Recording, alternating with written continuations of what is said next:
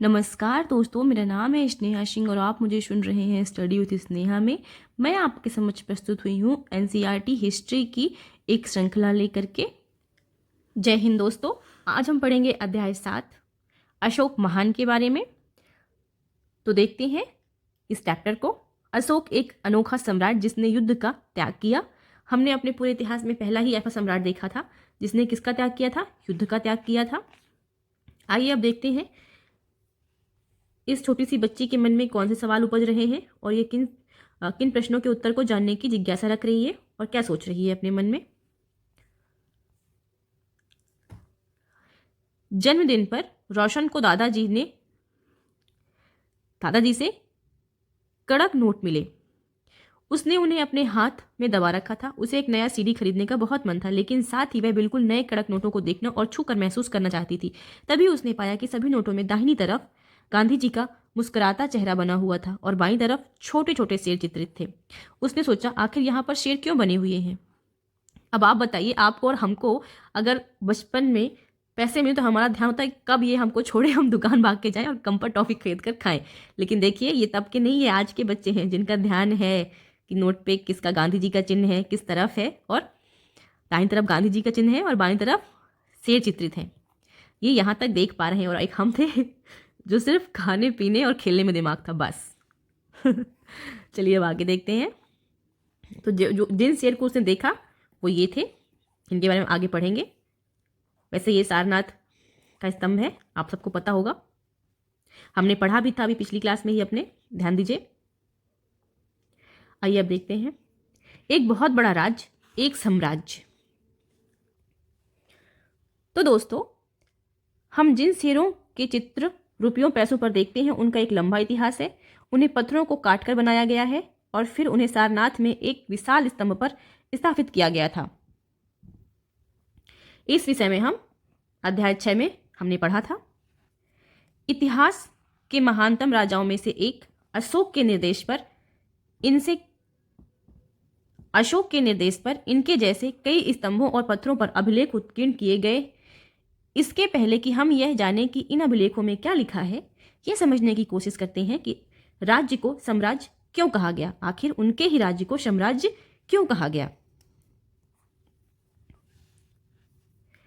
अशोक जिस साम्राज्य पर शासन करते थे उसकी स्थापना उनके दादा चंद्रगुप्त मौर्य ने लगभग 2300 साल पहले की थी। तो मौर्य वंश की स्थापना किसने की थी? चंद्रगुप्त मौर्य ने। ये अक्सर प्रश्न आता ही आता है। कब की थी? 2300 साल पहले की थी। देखिए, पीटी का फैक्ट है हमारा। चाणक्य या कौटिल्य नाम से एक बुद्धिमानी व्यक्ति ने चंद्रगुप्त की सहायता की थी। चाणक्य को भला कौन नहीं जानता है? चाणक्य के कई विचार हमें अर्थशास्त्र नाम की किताब में मिलते हैं। तो देखिए, एक पीटी का फिर क्वेश्चन आपके सामने आ गया कि अर्थशास्त्र किसकी पुस्तक है? तो अर्थशास्त्र किसकी पुस्तक है? चाणक्य की। ठीक है, आगे बढ़ते हैं और देखते हैं आखिर वंश किसे कहते हैं। वंश होता क्या है? जब एक ही परिवार के कई सदस्य एक के बाद एक राजा बनते हैं तो उन्हें एक ही वंश का कहा जाता है। मौर्य वंश में 3 महत्वपूर्ण राजा हुए। पहला चंद्रगुप्त, दूसरा बिंदुसार और तीसरा बिंदुसार का पुत्र अशोक। तो चंद्रगुप्त के पुत्र कौन थे? बिंदुसार। और बिंदुसार के पुत्र कौन थे? अशोक। अब देखिए, यहां पर भी एक पीटी का क्वेश्चन बन सकता है कि बिंदुसार किसका पुत्र था? तो किसका पुत्र था? चंद्रगुप्त का। ध्यान रखिएगा। और यह भी क्वेश्चन बनता है कि अशोक किसके पुत्र थे? तो किसके पुत्र थे? बिंदुसार के। तो आपको ये तीनों याद रखने हैं, इन तीनों के नाम। आगे बढ़ते हैं। साम्राज्य में बहुत से नगर थे, मानचित्र में इनको दिखाया गया है। इनमें साम्राज्य की राजधानी पाटलिपुत्र, उज्जैन और तक्षशिला जैसे नगर प्रमुख थे। प्रत्येक राजा अपने समय समय पर अपनी राजधानियों को बदलते रहते थे। तक्षशिला उत्तर पश्चिम और मध्य एशिया के लिए आने जाने का मार्ग था। दूसरी तरफ उज्जैन उत्तरी भारत के से दक्षिणी भारत जाने वाले रास्ते में पड़ता था। अब देखिए, फिर से पीटी का फैक्ट आ गया आपके सामने। अब देखिए, यहां से पीटी का फैक्ट कैसे बनता है आपके लिए। पूछ सकता है कि सम्राट अशोक की जो राजधानी थी तक्षशिला, उस पे जो दो मार्ग जुड़ते थे वो कैसे थे? तक्षशिला, ऑप्शन में दे देगा आपको, तक्षशिला उत्तर पश्चिम और मध्य एशिया के लिए आने जाने का मार्ग था, ऑप्शन ए। दूसरा दे देगा ऑप्शन, तक्षशिला उज्जैन उत्तरी भारत से दक्षिणी भारत जाने वाले रास्ते पे पड़ता था।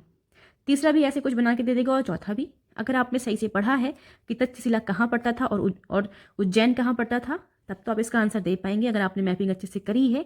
अगर आपने मैपिंग अच्छे से नहीं करा है और आपने पढ़ा भी नहीं है, सिर्फ लाइन लाइन पढ़ के निकल गए हैं, तो ट्रस्ट मी आप ऐसे क्वेश्चन सॉल्व नहीं कर पाएंगे। और मुख्यतया ऐसे क्वेश्चंस IAS UPSC में ही पूछे जाते हैं। अब तो कई एग्जाम्स में और पूछने लग गए हैं। तो बस मेरा यही कहने का तात्पर्य है कि ध्यान से पढ़िए और हर लाइन से क्वेश्चंस निकालने की कोशिश करिए। जितने अधिक क्वेश्चन निकाल पाएंगे आपकी तैयारी उतनी अच्छी होती जाएगी। तो ध्यान रखिएगा मित्रों, तक्षशिला उत्तर पश्चिम और मध्य एशिया के लिए आने जाने का मार्ग था और वहीं दूसरी तरफ जो उज्जैन था वो उत्तरी भारत से दक्षिण भारत जाने वाले रास्ते में पड़ता था। शायद नगरों में व्यापारी, सरकारी अधिकारी और शिल्पकार रहते रहे होंगे। सम्राट जगहों पर अशोक के शिलालेख मिले हैं, उन्हें लाल बिंदुओं से दिखाया गया है। ये सारे इलाके साम्राज्य के भीतर थे। उन देशों के नाम बताओ जहां अशोक के अभिलेख मिले हैं। भारत के कौन से राज्य मौर्य साम्राज्य से बाहर थे? आइए देखते हैं। आप देखिए, आज का पूरा पाकिस्तान, पूरा कंधार हो गया, लंपक हो गया, मनशहरा हो गया, शाहबाज गढ़ी हो गया, कलसी, मेरठ, टोपरा, बहापुरा, लुम्बिनी, रामपुरवा, लौरिया, सारनाथ, गुज्जर, कौशाम्बी, रूपनाथ, सांची, पनगुरिया, गिरनाथ, शोपार, शन्नाती, मशकी, ब्रह्मगिरी, येरागुड़ी, जौगढ़, धौली। आप देख सकते हैं कि पूरा का पूरा भारत सम्राट अशोक के साम्राज्य के अंतर्गत आता था। पूरा का पूरा भारत ही क्यों, आप यहाँ देखिए, ये पाकिस्तान, अफगानिस्तान, ये पूरा यहाँ तक सम्राट अशोक के अंतर्गत आता था। सोचिए कितने बड़े साम्राज्य को उस समय पर एक सम्राट को चलाना कितनी बड़ी बात है, वो भी तब जब हर तरफ से आप पर आक्रमण होने की संभावना हो और आप अपना सम्राट इतना बड़ा फैला लें, इतना बड़ा कर लें, तभी तो हम इन्हें महान सम्राट अशोक कहते हैं। उज्जैन हो गया, तक्षशिला हो गया, पाटलिपुत्र हो गया, ये उनके प्रमुख केंद्र थे, बहुत फेमस स्थान थे ये उस समय के।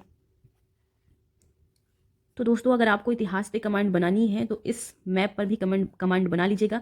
अगर आपको ये सारे स्थानों के नाम पता रहेंगे तो ट्रस्ट ऑन मी, आपकी मैपिंग बहुत अच्छी हो जाएगी और आप जब हिस्ट्री पढ़ेंगे तो आपके दिमाग में चीज़ें चलेंगी, दौड़ेंगी कि हाँ आपने कोई चीज़ पढ़ी कि हमें सारनाथ का स्तंभ कहाँ मिला, तो फटाक से आपके दिमाग में ना वो जगह क्लिक करेगी। समझ रहे हैं, वो जगह आपके दिमाग में क्या करेगी, क्लिक करेगी कि हाँ मुझे यहाँ मिला, मैप में यहाँ पर है। तो गाइज, आप अगर मैप को कंप्लीट कर लेंगे ना तो आप ट्रस्ट ऑन मी कि आप बहुत प्रॉफिट में रहेंगे। चलिए अब बढ़ते हैं आगे। साम्राज्य के बहुत बड़े क्षेत्रों में किसानों और पशुपालकों के गांव बसे हुए थे। ऑफ कोर्स, इतना बड़ा साम्राज्य है तो वहाँ पर किसान और पशुपालक तो होंगे ही होंगे। मध्य भारत जैसे इलाकों में ज़्यादातर हिस्सा जंगलों से भरा हुआ था। आज भी हमारे मध्य भारत में जंगल ज़्यादा हैं। वहाँ पर लोग फल फूल का संग्रहण और जानवरों का शिकार करके जीविका चलाते थे। साम्राज्य के अलग अलग इलाकों में लोग भिन्न भिन्न भाषाएं बोलते थे। क्या करते थे? भाषाएं बोलते थे। वे लोग शायद अलग अलग प्रकार का भोजन करते थे और यहाँ तक कि अलग अलग किस्म की पोशाक भी पहनते थे। विविधता में एकता। राज्य साम्राज्य से कैसे भिन्न है? अब ये जानने वाली बात है कि राज्य और साम्राज्य में अंतर क्या है। आइए जानते हैं। चूंकि साम्राज्य राज्यों से बड़े होते हैं और उनकी रक्षा के लिए बड़ी सेनाओं की जरूरत होती है, इसीलिए सम्राटों को राजाओं की तुलना में ज़्यादा संसाधनों की जरूरत पड़ती है। ऑफकोर्स, जितना बड़ा राज्य क्षेत्र उतनी बड़ी उसकी सुरक्षा और उतने अधिक संसाधनों की आवश्यकता। इसी कारण उन्हें बड़ी संख्या में कर इकट्ठा करने वाले अधिकारियों की जरूरत होती है। तो हमने यहाँ पर समझा कि जितना छोटा राज्य और जितना बड़ा साम्राज्य, अगर आपका राज्य क्षेत्र बहुत बड़ा है तो उसे साम्राज्य कहेंगे, और अगर राज्य क्षेत्र छोटा है तो उसे हम क्या कहेंगे? राज्य कहेंगे। वो साम्राज्य के अंतर्गत नहीं आएगा। और अगर साम्राज्य बड़ा है तो उसके रख रखाव के लिए संसाधनों की आवश्यकता होगी। तो इसीलिए कृषकों को खेती करने के लिए प्रोन्नति करना और उनकी सुविधाओं का ध्यान रखना फिर राजा का महत्वपूर्ण दायित्व होता है। तो आइए देखते हैं कि ये सारे दायित्वों को सम्राट अशोक ने कैसे निभाया। अब हम देखेंगे सम्राट अशोक का साम्राज्य का प्रशासन। चूंकि मौर्य साम्राज्य बहुत बड़ा था, इसीलिए अलग अलग हिस्सों पर अलग अलग ढंग से शासन किया जाता था। पाटलिपुत्र और उसके आसपास के इलाकों पर सम्राट का सीधा नियंत्रण था। ओके, कहाँ? पाटलिपुत्र और उसके आसपास के इलाकों पर। आपने पाटलिपुत्र देखा है कहाँ पर है। इसका मतलब यह हुआ कि इस इलाके के गांवों और शहरों के किसानों, पशुपालकों, शिल्पकारों और व्यापारियों से कर इकट्ठा करने के लिए राजा अधिकारियों की नियुक्ति करता था। ऑफ कोर्स यहाँ पर किससे किससे?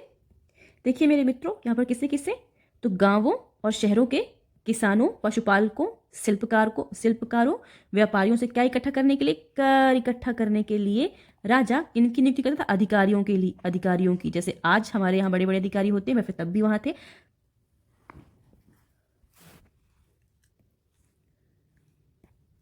जो राजा के आदेशों का उल्लंघन करते थे, अधिकारी उनको सजा भी देते थे। ओके, जो राजा की बात नहीं मानते थे या फिर जो कर देने से आनाकानी करते थे, उनको क्या मिलती थी? सजा।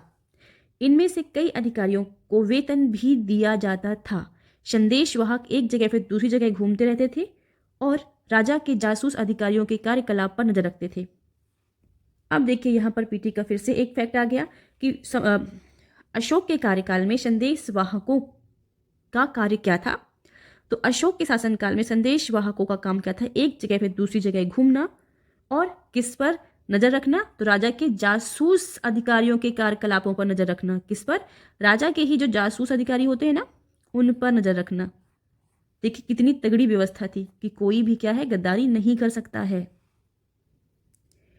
फिर इसके बाद इन सब के ऊपर कौन था? सम्राट था, जो राज परिवार एवं वरिष्ठ मंत्रियों की सहायता से सब पर नियंत्रण रखता था।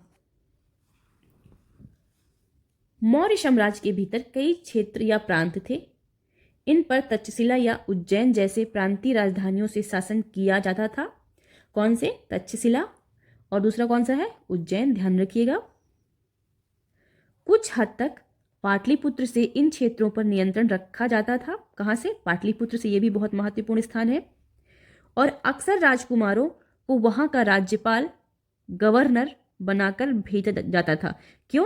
क्योंकि जब राजकुमार छोटे से राज्य का नियंत्रण करेगा तभी तो वो सम्राट बनने के काबिल होगा।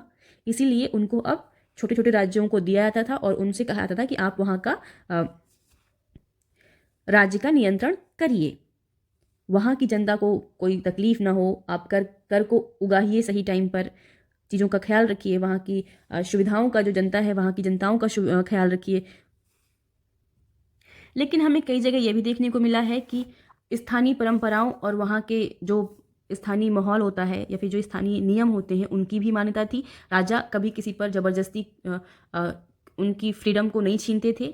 ऐसा हमने देखा है कि लोग अपनी पर्टिकुलर समूह बनाकर, जैसे हमारी कुछ मान्यताएं हैं, किसी और समूह की कोई और मान्यताएं हैं, तो वो उनको कंटिन्यू रखते थे। देखते हैं आगे। लेकिन ऐसा लगता है कि इन जगहों पर स्थानीय परंपराओं और नियमों का ही माना जाता था। फिर वही बात, प्रादेशिक केंद्रों के बीच विस्तृत क्षेत्र थे। इनके इलाकों में मौर्य शासक सिर्फ मार्गों और नदियों पर नियंत्रण रखने की कोशिश करते थे।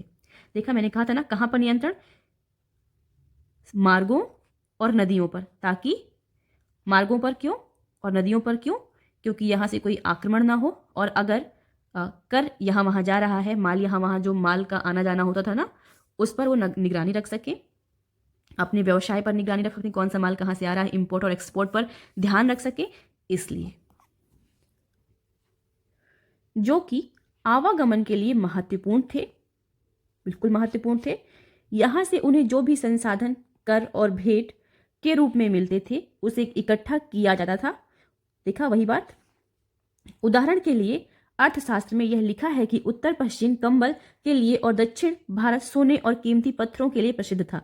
तो देखिए, उत्तर पश्चिम किस लिए? कंबल, और दक्षिण भारत सोने और कीमती पत्थरों के लिए प्रसिद्ध था। किस लिए दक्षिण भारत? किस लिए? सोने और कीमती पत्थरों के लिए प्रसिद्ध था। संभव है कि संसाधन नजराने के रूप में इकट्ठे किए जाते थे। किस रूप में? नजराने के रूप में। ध्यान रखिएगा। अब नजराना आखिर होता क्या है, हम ये जान लेते हैं। नजराना, जहां कर नियमित ढंग से इकट्ठे किए जाते हों वही नजराना, अनियमित रूप से जब भी संभव हो इकट्ठा किया जाता था। ऐसे नजराने विविध पदार्थों के रूप में प्रायः ऐसे लोगों से लिए जाते थे जो स्वेच्छा से इसे देते थे।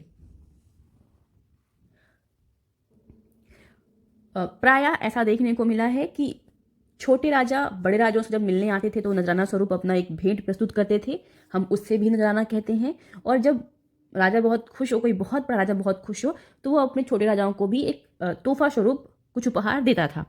तो यहाँ पर जो छोटे राजा लेने आते हैं बड़े राजा को जब मिलने आते हैं और उन्हें कुछ नजराना स्वरूप या तोहफा स्वरूप कुछ देते हैं, वो कुछ भी हो सकता है, हाथी घोड़ा धन दौलत कुछ भी हो सकता है, तो उसे हम क्या बोलते हैं, नजराना बोलते हैं। यहाँ उसका वही आशय है। अब देखते हैं कि सम्राट अशोक अपनी राजधानी में कैसे थे।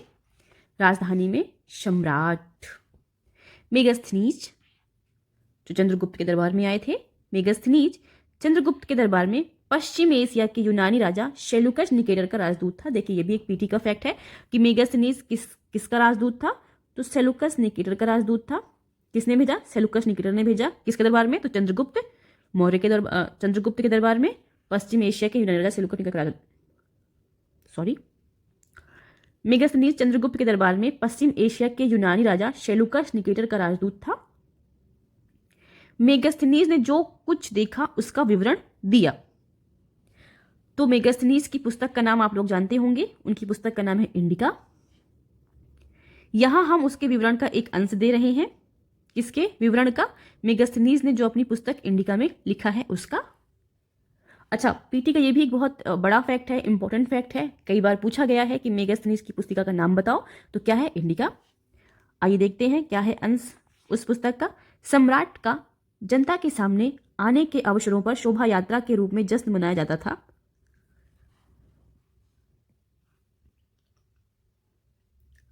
उन्हें एक सोने की पालकी में ले जाया जाता है। उनके अंगरक्षक सोने और चांदी से अलंकृत हाथियों पर सवार रहते हैं। देखिए कितनी बड़ी बात है कि जब सम्राट जनता के सामने आते हैं तो सामने आने के अवसरों पर शोभा यात्रा के रूप में जश्न मनाया जाता है। किस रूप में, सम्राट जनता के सामने आया तो शोभा यात्रा निकाली जा रही है। उन्हें एक सोने की पालकी में लेके जाया जाता था। ऑफकोर्स हमारा देश था ही सोने की चिड़िया। उनके अंगरक्षक सोने और चांदी से अलंकृत हाथियों पर सवार रहते हैं। कुछ अंगरक्षक पेड़ों को लेकर चलते हैं। किसको लेकर, पेड़ों को। ये बल का प्रदर्शन है। इन पेड़ों पर प्रशिक्षित तोतों का एक झुंड रहता है। किसका, प्रशिक्षित तोतों का एक झुंड रहता है जो सम्राट के सिर के चारों तरफ चक्कर लगाता रहता है। राजा सामान्यतः हथियारबंद महिलाओं से घिरे होते हैं। वे हमेशा इस बात से डरे रहते हैं कि कहीं कोई उनकी हत्या करने की कोशिश ना करे। बिल्कुल सही बात है। उनके खाना खाने के पहले खास नौकर उस खाने को चखते हैं। वे लगातार 2 रात एक ही कमरे में नहीं सोते थे। ये सबसे बड़ा फैक्ट है कि वे लगातार 2 रात एक ही कमरे में नहीं सोते थे। क्यों, क्योंकि उन्हें डर था कि कहीं कोई उनकी हत्या ना कर दे, इसलिए वो हमेशा चौकन्ने रहते थे।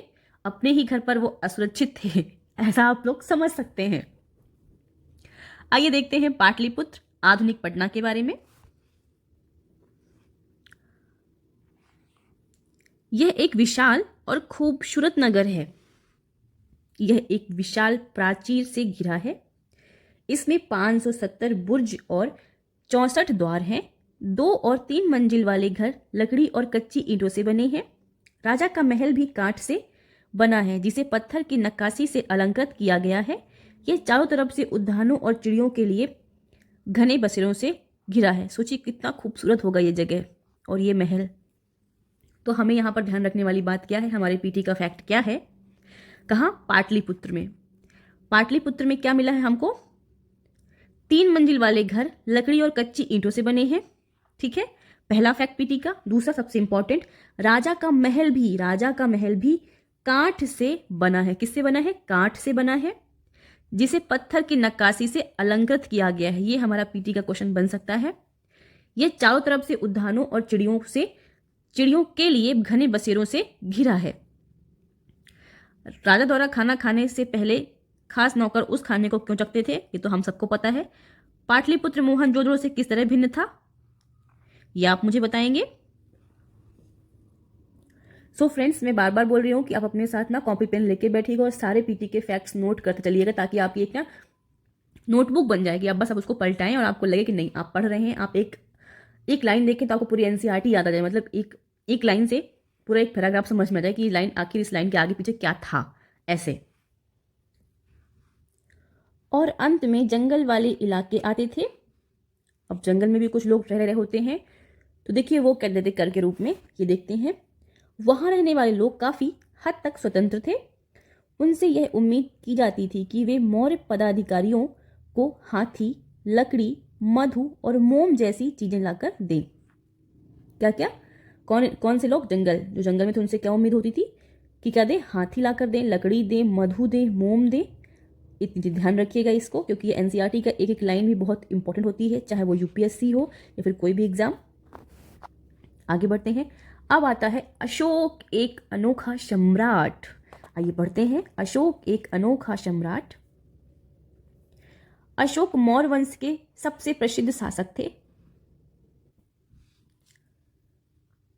वह ऐसे पहले शासक थे जिन्होंने अभिलेखों द्वारा जनता तक अपने संदेश पहुंचवाने की कोशिश की।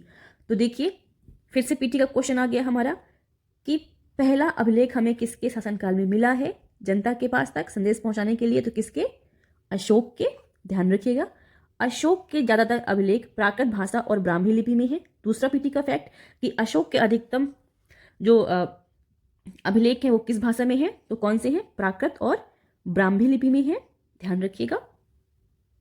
अब आप लोग देखिए दोस्तों कि आपको कितने सारे पीटी के यहाँ से फैक्ट निकल कर आ रहे हैं, और अगर आप बिना नोटबुक के पढ़ रहे हैं ना, कॉपी पेन लेके नहीं बैठे हैं, तो आपको एक बार रिवीजन जरूर करना पड़ेगा, तो प्लीज कर लीजिएगा। अब देखते हैं अशोक का हृदय परिवर्तन जहां से होता है वो कौन सा युद्ध था आखिर। तो चलिए बढ़ते हैं उस युद्ध की ओर। इस युद्ध से पहले, मतलब कलिंग युद्ध से पहले, अशोक भी एक क्रूर शासक ही थे जो भूमि विजय पर ही विश्वास करते थे। उन्होंने भी बहुत खून खराबे किए हैं और अपना सम्राट इतना बड़ा किया, लेकिन यही वो युद्ध था जिसमें अशोक का हृदय परिवर्तन हुआ। तो आइए जानते हैं कलिंग युद्ध का वर्णन करता हुआ अशोक का अभिलेख। देखते हैं आखिर अशोक का हृदय परिवर्तन हुआ कैसे, और इस अभिलेख में ऐसी कौन कौन सी बातें हैं।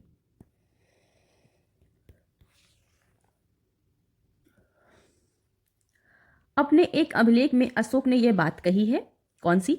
राजा बनने के 8 साल बाद मैंने कलिंग विजय की। कितने साल बाद? 8 साल बाद। ये भी एक पीटी का फैक्ट है कि कलिंग युद्ध राजा बनने के बाद अशोक कितने साल बाद में उन्होंने विजय किया था कलिंग को? तो 8 साल बाद में। लगभग 1.5 लाख लोग बंदी बना लिए गए। किस युद्ध की बात हो रही है? कलिंग की। ठीक है, कितने लाख लोग? 1.5 लाख लोग। 1 लाख से भी ज्यादा लोग मारे गए। ये देखिए यहां पर 1 लाख से ज्यादा लोग मारे गए। इससे मुझे अपार दुख हुआ। क्यों? जब किसी स्वतंत्र देश को जीता जाता है तो लाखों लोग मर जाते हैं और बहुत सारे बंदी बनाए जाते हैं। इसमें ब्राह्मण और श्रमण भी मारे जाते हैं। जो लोग अपने सगे संबंधियों और मित्रों को बहुत प्यार करते हैं तथा दासों और मृतकों के प्रति दयावान होते हैं, वे भी युद्ध में या तो मारे जाते हैं या अपने प्रियजनों को खो देते हैं। देखिए कितनी दिल को छू लेने वाली बातें यहाँ पर हो रही हैं। एक राजा जो इतना, मतलब राजा तो राजा होता है ना, सम्राट तो सम्राट है, और उसका कर्तव्य ही यही है कि वो अपने राज्य क्षेत्र को बढ़ाए, अपने साम्राज्य में खुशियों को लेकर आए, और खुशियां पैसा के साथ ही आता है। लेकिन फिर भी कोई राजा इतना सोचे, बहुत बड़ी बात है कि उसने ये देखा इस अभिलेख में, सॉरी इस युद्ध में, कलिंग के युद्ध में, कि उसने जो इतना सारा जो उसने जमीन जीती है, भूमि जो उसने जीता है, जो उसने राज्य जीता है, उसका वो करेगा क्या आखिर? मतलब इतने सारे लोगों का खून बहाकर लगभग 1.5 लाख लोगों को उसने बंदी बना लिया, 1 लाख लोग मारे गए हैं। ठीक है, और पता नहीं कितनों के घर उजड़े हैं, कितने ब्राह्मण, कितने श्रमण, कितने सगे संबंधी, कितने पिता पुत्र से अलग हुआ, पुत्र पिता से अलग हुआ, माँ बेटे अलग हुए, पति पत्नी अलग हुए, कितने लोग तड़प रहे हैं। ऐसी जीत का वो आखिर करेंगे क्या? आगे देखते हैं उनके दिमाग में क्या आया और वो क्या कह रहे हैं। जो लोग अपने सगे संबंधियों और मित्रों को बहुत प्यार करते हैं तथा दासों और मृतकों के प्रति दयावान होते हैं, वो भी युद्ध में या तो मारे जाते हैं या अपने प्रियजनों को खो देते हैं। इसीलिए मुझे पश्चाताप हो रहा है। अब मैंने धम्म किसका? धम्म पालन। क्या पालन? धम्म पालन करने एवं दूसरों को इसकी शिक्षा देने का निश्चय किया है। तो देखिए आपसे ये पूछ लेगा कि धम्म पालन करने का निश्चय उन्होंने कब लिया, तो किस युद्ध में उन्होंने था? कलिंग युद्ध के बाद दिया था। किसका? धम्म पालन करने का निश्चय। आगे बढ़ते हैं। मैं मानता हूं कि धम्म के माध्यम से लोगों का दिल जीतना बलपूर्वक विजय पाने से ज्यादा अच्छा है। मैं यह अभिलेख भविष्य के लिए एक संदेश के रूप में इसलिए उत्कीर्ण कर रहा हूं कि मेरे बाद मेरे बेटे और पोते भी युद्ध ना करें। इसके बदले उन्हें यह सोचना चाहिए कि धम्म को कैसे बढ़ाया जाए। उन्होंने अपने बेटे और अपने पोते से भी यही कहा कि आप भी धम्म का पालन करिए। तो यहां से ये वो स्तंभ है जो हमें बताता है कि सम्राट अशोक का दिल कैसे मोम की तरह पिघल गया। आगे देखते हैं। कनिंग की लड़ाई से युद्ध को लेकर अशोक के विचारों में कैसे परिवर्तन हुआ। ये देखिए मेंस का प्रश्न है, यूपीएससी मेंस का प्रश्न है। आप लोग ट्रस्ट मी, आप लोग जाइएगा और देखिएगा, आंसर उठा के देखिएगा, आपको उसमें ये प्रश्न मिल जाएगा। धम्म जो है संस्कृत शब्द धर्म का प्राकृत रूप है। देखिए ये भी एक पीटी का फैक्ट बन सकता है। धम्म क्या है या फिर धम्म किसका स्वरूप है? तो धम्म संस्कृत शब्द धर्म का प्राकृत रूप है। ठीक है, आइए देखते हैं अब अशोक का कलिंग युद्ध। कलिंग तटवर्ती उड़ीसा का प्राचीन नाम है। देखिए हमको एक फैक्ट और मिलता है कलिंग। अभी इसमें ना क्वेश्चन आते हैं कि इधर जो पुराने नाम थे वो दे देगा और इधर अभी जो प्रेजेंट में जो स्टेट के नाम है वो दे देता है, तो मिलान के लिए। तो देखिए एक हमको यहाँ से ही मिल जाता है। कलिंग हम किसे कहते हैं? उड़ीसा को ही कहते हैं। तो कलिंग तटवर्ती उड़ीसा का प्राचीन नाम है। अशोक ने कलिंग को जीतने के लिए एक युद्ध लड़ा, लेकिन युद्ध जनित हिंसा और खून खराबा देखकर उन्हें युद्ध से वितृष्णा हो गई। उन्होंने निर्णय लिया कि वे भविष्य में कभी युद्ध नहीं करेंगे। अब देखते हैं अशोक का धम्म क्या था। अशोक के धम्म में किसी देवता की पूजा अथवा किसी कर्मकांड की आवश्यकता नहीं थी। उन्हें लगता था कि जैसे पिता अपने बच्चों को अच्छे व्यवहार की शिक्षा देते हैं, वैसे ही यह उनका कर्तव्य था कि अपनी प्रजा को निर्देश दें। वे बुद्ध के उपदेश से भी प्रेरित हुए। तो क्वेश्चन आ सकता है कि अशोक किसके उपदेश से प्रेरित हुए थे? तो किसके? बुद्ध के उपदेश से प्रेरित हुए। और अशोक ने किसकी और पूछ सकता है कि अशोक का धम्म क्या है? तो आप लोग देख ही रहे हैं। ऐसी कई समस्याएं थी जिनके लिए उनमें संवेदना थी। उनके साम्राज्य में अलग अलग धर्मों को मानने वाले लोग थे और इससे कई बार टकराव पैदा हो जाता था। जानवरों की बलि चढ़ाई जाती थी। दासों और नौकरों के साथ क्रूर व्यवहार किया जाता था। इनके अलावा परिवार में व पड़ोसियों के बीच भी झगड़े होते रहते थे। अशोक ने यह महसूस किया कि इन समस्याओं का निदान उनका कर्तव्य है। इसीलिए उन्होंने धम्म महामात नाम के अधिकारी की नियुक्ति की। अब देखिए एक फिर से पीटीए क्वेश्चन कि अद्य ने किस अधिकारी की नियुक्ति की? तो धम्म महामात नाम के अधिकारी का इसका काम क्या है? जो जगह जगह जाकर धम्म की शिक्षा देते थे। तो देखिए धम्म की शिक्षा देने वाले अधिकारी का नाम क्या था? धम्म महामात। हमारा पीटी का फैक्ट एक फिर बन गया। इसके अतिरिक्त अशोक ने अपने संदेश कई स्थानों पर शिलाओं और स्तंभों पर खुदवा दिए। क्या किया इन्होंने अपने संदेशों को शिलाओं और स्तंभों पर खुदवाया। इनकी लैंग्वेज ऑफ कोर्स जो वहां की जनता जानती थी वही रही है। अधिकारियों को यह निर्देश दिया गया कि वे राजा के संदेश को उन लोगों को पढ़कर सुनाएं जो खुद पढ़ नहीं सकते थे। अशोक ने धम्म के विचारों को प्रसारित करने के लिए सीरिया, मिस्र, ग्रीस तथा श्रीलंका में भी दूत भेजे। अब देखिए पीटी के यहां से फिर एक क्वेश्चन निकलता है कि अशोक ने धम्म के प्रचार के लिए किन किन पड़ोसी देशों के पास अपने दूत भेजे थे। अभी हमारे जो पड़ोसी देश हैं जैसे सीरिया हो गया, मिस्र हो गया, ग्रीस हो गया और श्रीलंका। कहाँ? सीरिया, मिस्र, ग्रीस, श्रीलंका, 4 देशों में। तो दोस्तों आप इस स्तंभ को देखिए, इसको देखिए गौर से। अब आगे बढ़ते हैं। उत्कृष्ट पॉलिश वाले पत्थर की इस मूर्ति को देखो। यह बिहार के रामपुरवा में मिले एक मौर्यकालीन स्तंभ का हिस्सा है। अभी इसे राष्ट्रपति भवन में रखा गया है। उस समय की मूर्तिकला का एक नमूना है ये। उस समय किस तरह की मूर्तिकला थी, देखिए कितनी बेहतरीन लग रही है ये। अब देखिए यहां पर अशोक ने सड़कें बनवाई, कुएं खुदवाए और विश्राम गृह बनवाए। इसके अतिरिक्त उन्होंने मनुष्यों, सबसे इम्पॉर्टेंट, सड़कें तो बनवाई ही, कुएं खुदवाए, विश्राम गृह बनवाए, ये भी इंपॉर्टेंट है क्योंकि ऐसे एग्जाम्पल्स दे करके क्वेश्चन पूछता है option A B C D करके। और मोर इम्पॉर्टेंट ये है कि इसके अतिरिक्त उन्होंने मनुष्यों व जानवरों की चिकित्सा की भी व्यवस्था की। ये पहली बार हो रहा है जब मनुष्यों और जानवरों की चिकित्सा की व्यवस्था हो रही है। मनुष्यों की तो थी, पर जानवरों की पहली बार। देखिए, जिस तरीके से अशोक ने अपने पुत्र और अपने पोतों को एक संदेश दिया कि वो धर्म का पालन करें, उसी तरह से अशोक ने अपनी प्रजा के लिए, अशोक के संदेश क्या थे, आइए देखते हैं।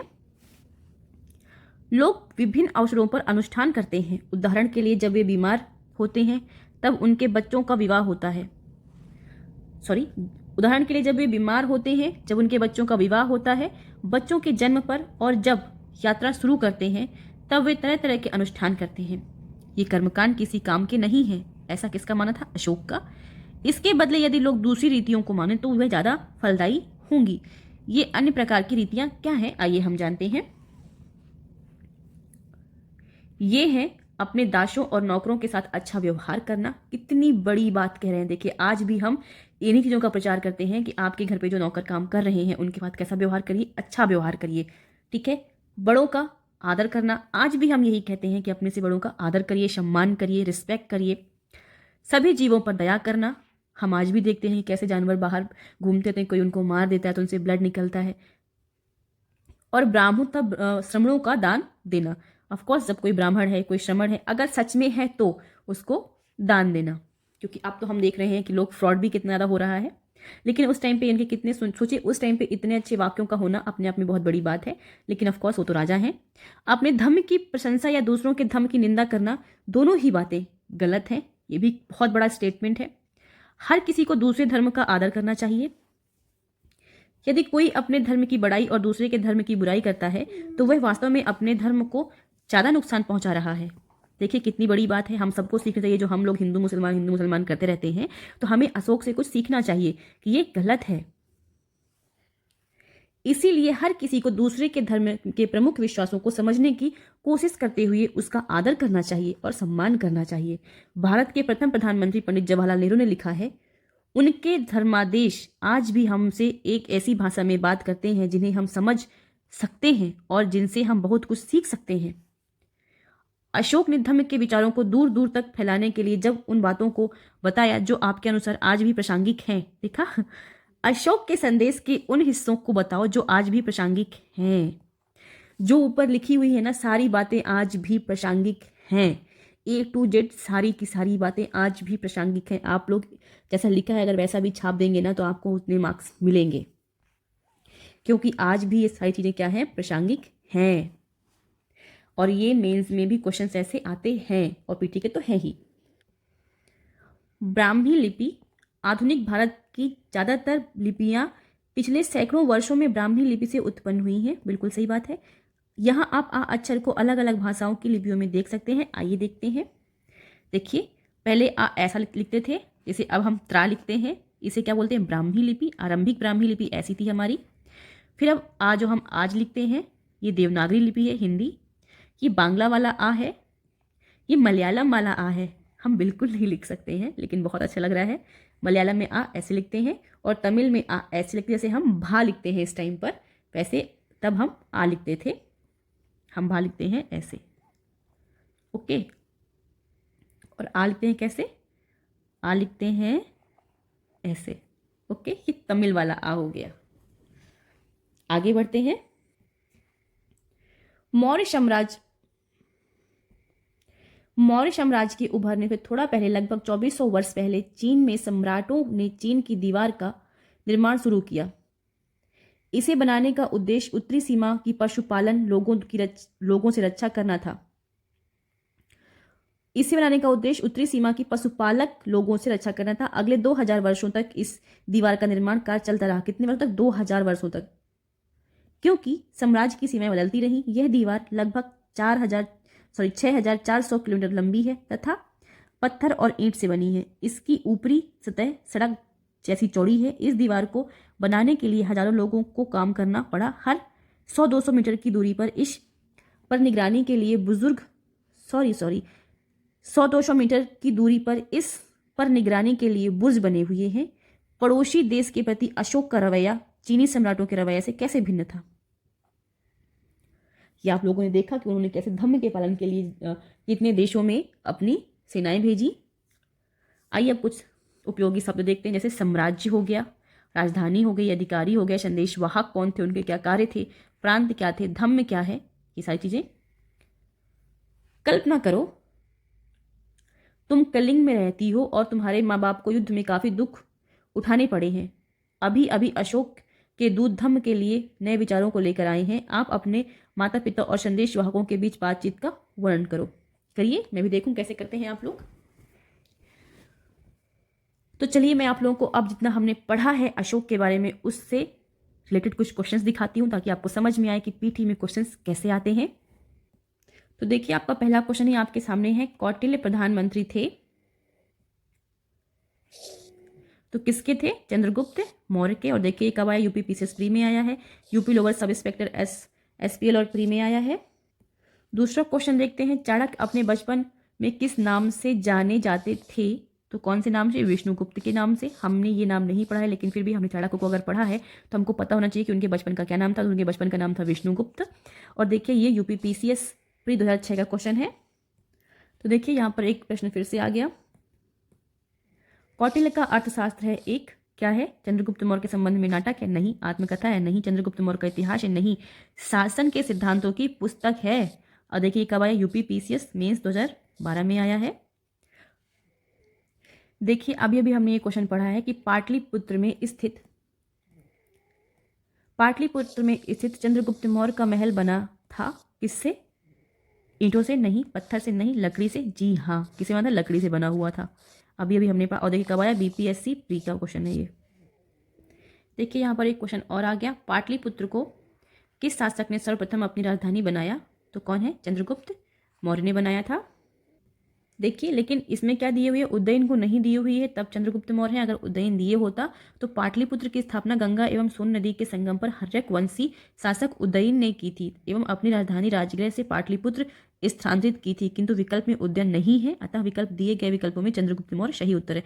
पहली बार बोल रहा है ना, अगर पहली बार में उज्जैन होता तो फिर उज्जैन होता। ठीक है, चंद्रगुप्त मौर्य ने तो बनाई थी लेकिन उससे पहले उज्जैन ने बनाई थी। तो दोस्तों आपको याद होगा कि मैंने आपको एक मैप दिखाया था। तो देखिए इतने बड़े राज्य क्षेत्र तक किसका अधिकार था?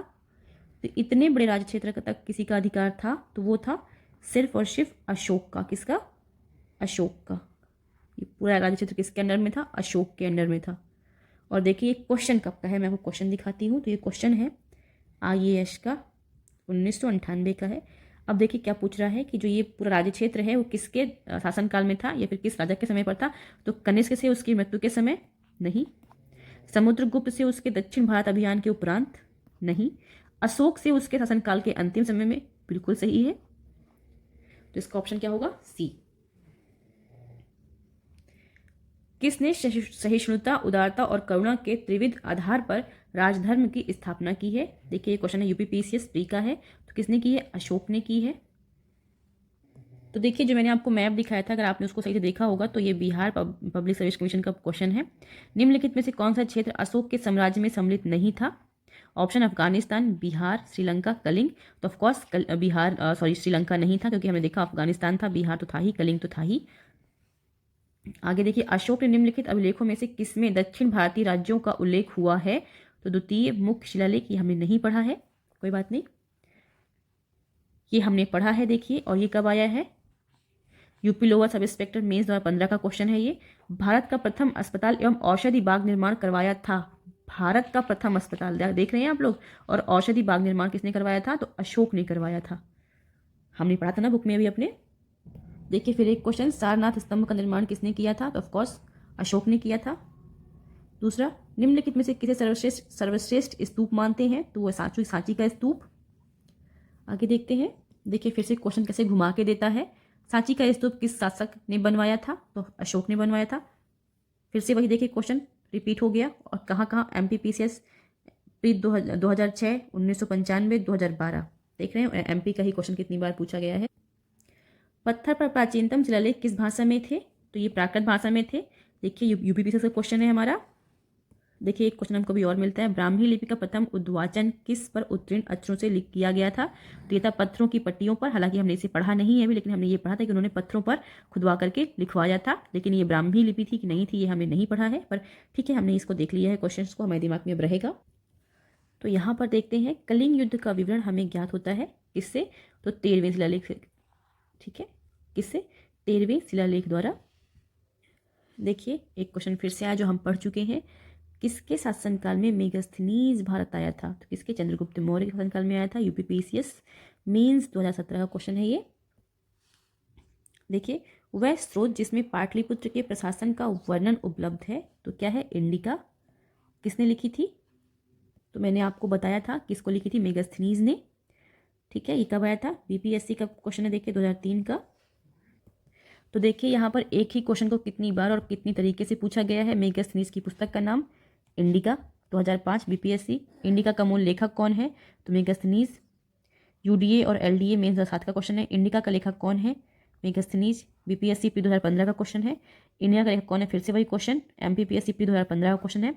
वर्तमान नगर पालिका प्रशासन का कौन सा कार्य मौर्य काल से जारी है? तो ये क्या है? जन्म एवं मृत्यु का पंजीकरण। उस टाइम पर भी था, अभी भी है, हमने हालांकि पढ़ा नहीं है, आगे पढ़ेंगे। हाँ ये देखिए हमने पढ़ा है, मौर्य काल में भूमि कर जो कि राज्य की आय का मुख्य स्रोत था, किस अधिकारी द्वारा एकत्रित किया जाता था? तो सीता अध्यक्ष इसको कहते थे। सॉरी हमने ये भी नहीं पढ़ा अभी, आप लोग एक बार क्वेश्चंस देख लीजिए, तो अब आगे पढ़ेंगे तो आप लोगों को ईजी हो जाएगा समझने में। तो जो भूमि अध्यक्ष उन्हें क्या बोलते हैं? सीता अध्यक्ष बोलते थे। नहीं हमने पढ़ा है इससे शायद।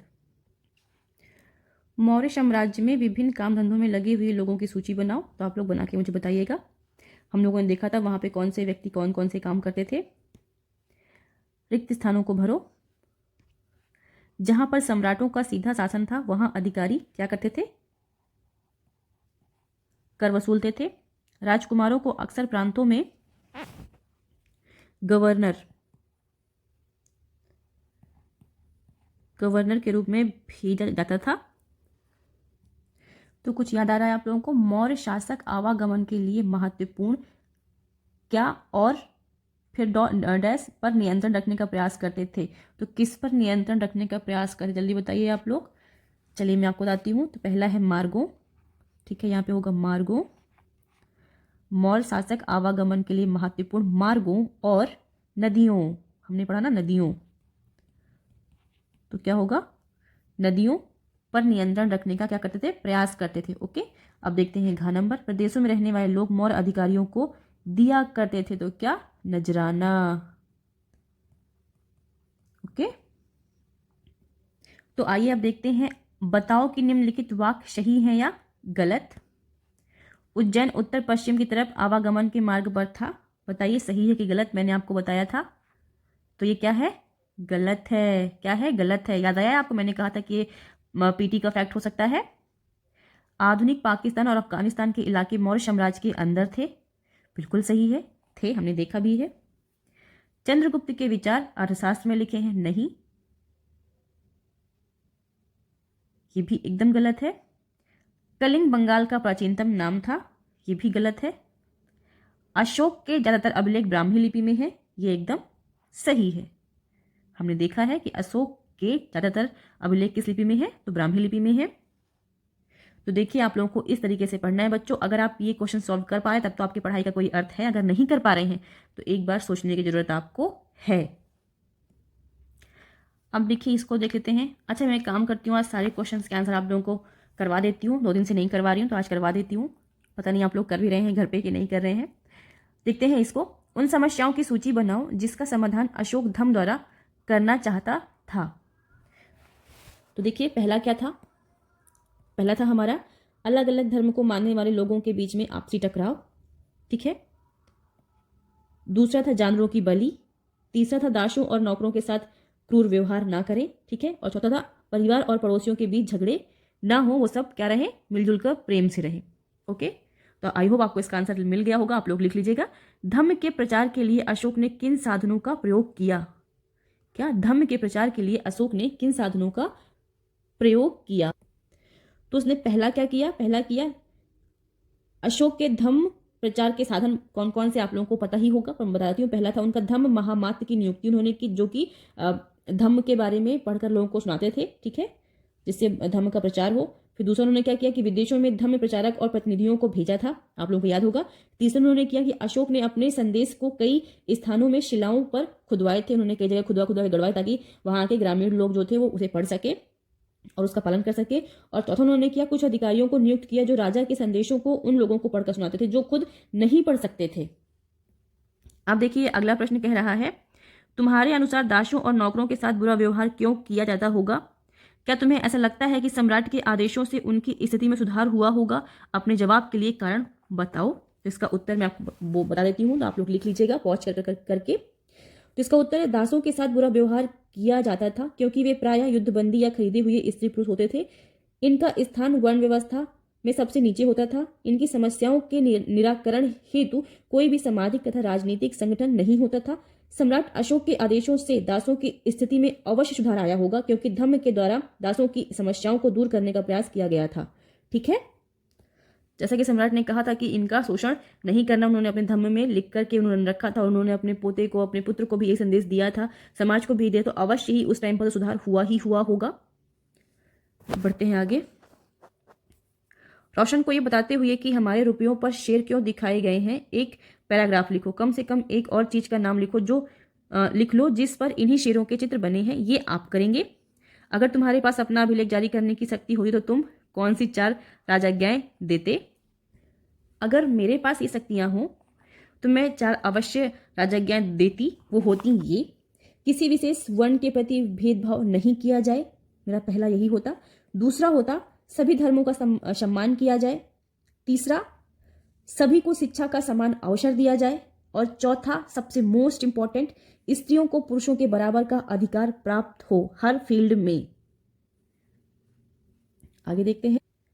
सो दोस्तों, आई होप आपको आज का ये सेशन बहुत पसंद आया होगा, और अगर आपको पसंद आया है तो मुझे कमेंट बॉक्स में मैसेज जरूर करिएगा कि आपको अच्छा लगा कि नहीं लगा, और आप जैसे मैंने आपके सारे क्वेश्चन सॉल्व करवाए हैं तो क्या आप खुद से भी ऐसे ही क्वेश्चन सॉल्व कर पा रहे थे या नहीं। अगर नहीं कर पा रहे थे तो एक बार लेसन को दोबारा पढ़ें और फिर खुद से सॉल्व करने की कोशिश करें। जब आप खुद से क्वेश्चन सॉल्व करेंगे ना तो आप में सेल्फ कॉन्फिडेंस बढ़ेगा और इंप्रूवमेंट भी बहुत अच्छा हो जाएगा। तो एक दो बार अगर आपको पढ़ना पड़ रहा है तो कोई बहुत बड़ी बात नहीं है, आप पढ़िए और क्वेश्चंस सॉल्व करिए। सो चलिए अब मैं ये सेशन का यहीं पे एंड करती हूँ। सो मिलते हैं नेक्स्ट वीडियो पे, तब तक के लिए नमस्कार, जय हिंद, जय भारत।